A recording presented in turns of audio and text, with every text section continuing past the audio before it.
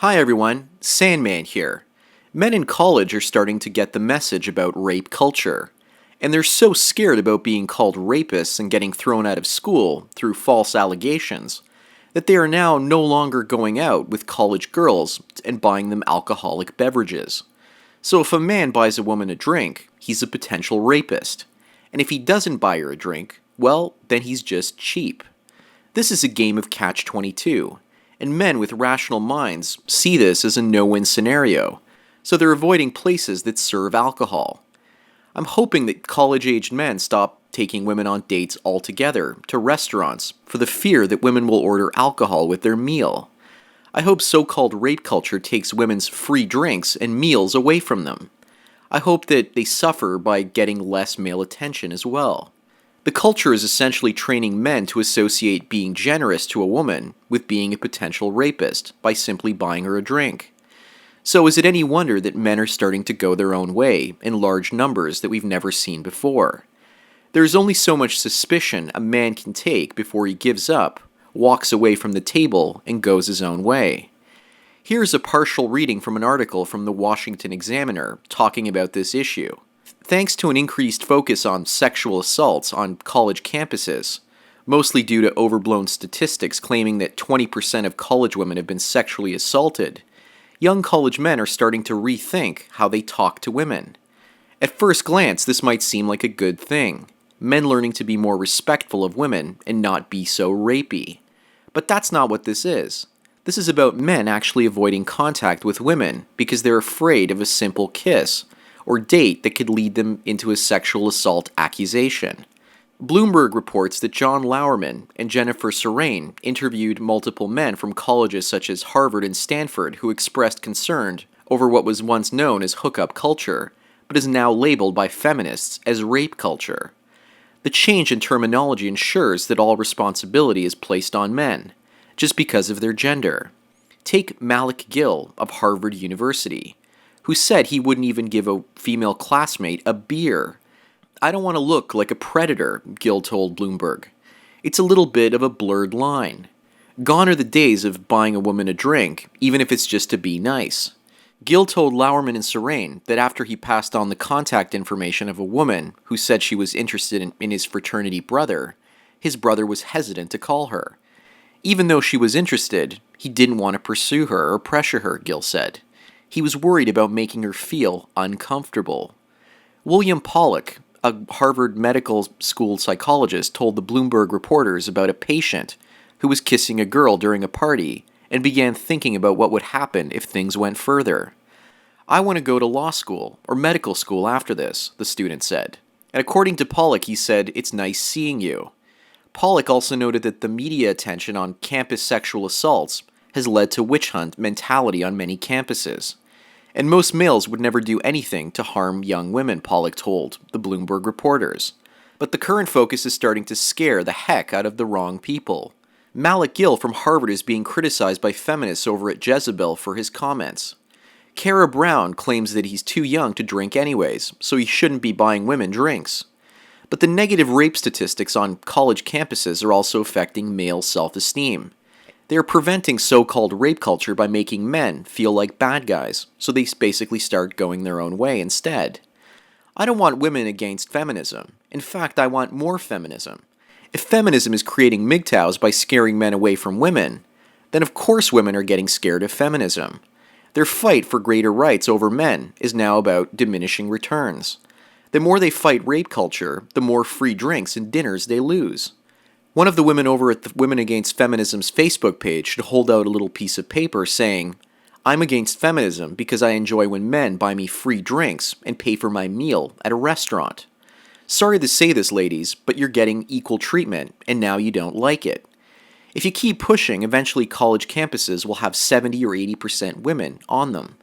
Then just think to yourselves, it will be harder than ever to become hypergamous when you finish school, and harder to find a man that makes more money than you and then goes out and pays off your college debt.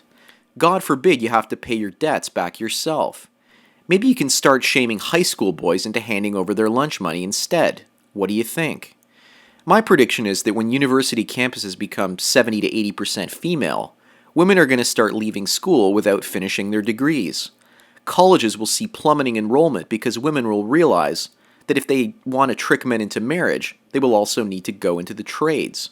Who knows, we might even start seeing women dominate the trades, including tool and die, plumbing, and electrical work. Anyways, the comment section of the article I mentioned earlier has some really awesome remarks. Let me read some of them to you. This first one is from a female called MGTOW, and this is what she has to say. Henry Kissinger once said, "No one will ever win the battle of the sexes. There's too much fraternizing with the enemy. As women, we have eschewed chivalry, and it no longer exists.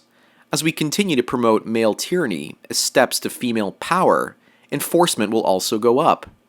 Women are heading down a path where we will not be revered nor protected. Men will not be shamed nor morally intimidated. Is this a feminist utopia or the beginning of a substantive male dominance in an unprecedented fashion? Only time will tell, but the ride will be bumpy." And that's what MGTOW has to say. Interesting how women are starting to realize if they shame men long enough, it will stop working at some point, and men will go their own way and become independent, and on an unprecedented scale. I believe that men will increasingly keep their wealth to themselves, and women will look at men and say, why aren't they sharing the money they've earned with us women? But of course, women don't have to share the money they earn with men, right? Well, these words are from another poster called Unapologetic Truth, and this is what he has to say. My advice to any guys that go to college is, wear sunglasses, don't look at women, do not catcall, do not date, only talk to women with a witness of both genders and teacher present. Do not walk too closely or too far away, do not smile, do not make sudden movements when around women. Find out if it's okay to record all contact with women, and never allow yourself to be with a woman alone. If you must be alone, make sure you have a witness and look out for your friends to make sure they do not approach any women either. Hopefully the above will help safeguard your education, career, and future, because you could end up suspended, in jail, or ruined from an allegation, even if it's innocent. Well, that's what Unapologetic Truth has to say. And it makes me think that the more a bad society demonizes good men, the more enemies it makes from its own citizens. The idea behind wearing sunglasses is so that men on college campuses aren't now accused of raping with their eyes. So dark sunglasses would be a sort of reverse burqa for men.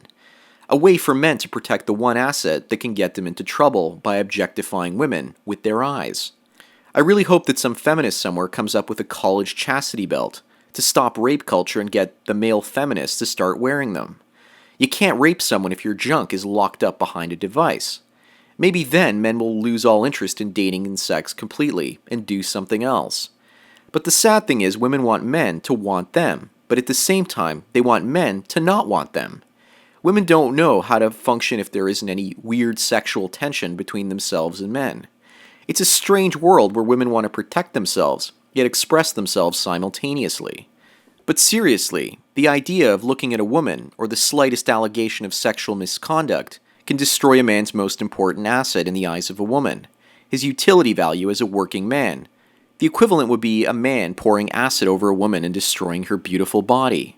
Of course, men are going to protect the one asset that's going to provide them a good future, their work and school reputation. His education status will determine his future, and women now want to have the ability to destroy any young man that they choose. Women want supreme control over college men and their educations. Is it any wonder that college-age men are now going their own way, and going into tool and die and other trades? Another person commenting on the article I mentioned earlier had this to say: over the past century, women in the Western world have become a liability far too expensive to sustain. All the laws, agencies, privileges, and entitlements women have voted into existence, along with the countless charities, which is nothing but an invisible tax, quotas and frivolous lawsuits for anything and nothing at all, have all culminated into a fiscal albatross of destruction. It would be far cheaper to simply pay women $60,000 a year to do nothing starting on their 18th birthdays. This was a comment by the user NWO Slave, and it makes a valid point. There are probably diminishing returns to having a mixed male-female workforce. And I can tell you this from personal experience. My male clients rarely contact me. They usually talk to me at the beginning of a job and at the end. My female clients, however, are wasting my time constantly by asking me tons of different questions. Things they can look up for themselves. What they're really looking for is my attention and my reassurance. And that reassurance comes with a price, my productivity and free time, because I don't bill them for the questions they ask me. But I should probably start billing them each and every single time that they ask me a question and I respond with an email or call. One of my former female clients used to complain that her lawyer would bill her each and every single time he got an email from her, and it ultimately pissed her off. I'm sorry to say this, but in the future we might just have to start implementing such policies everywhere. Anyways, that's all I've got to say for today. Thanks again for taking your daily dose of red pills. So enjoy the rest of your day, and cheers.